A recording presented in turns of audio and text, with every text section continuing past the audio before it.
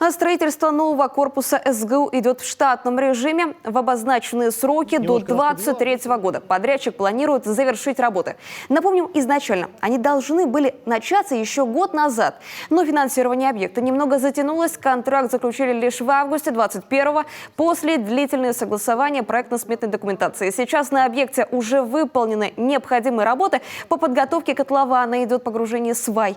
Из необходимых 930 половина уже стоит на месте. Работают по уникальной технологии. Не вбивают, а вдавливают столбы. Работа абсолютно бесшумная, не доставляет никаких неудобств жителям близлежащих домов. Ввиду того, что эта технология она несколько медленнее, чем принято в целом в Сыктывкаре, поэтому немножко медленнее идет забивка свай и подготовка свайного поля, но тем не менее ожидаем, что через 2-3 недели у нас полностью свайное поле будет готово и будет подготовлено основание для заливки монолитной железобетонной плиты.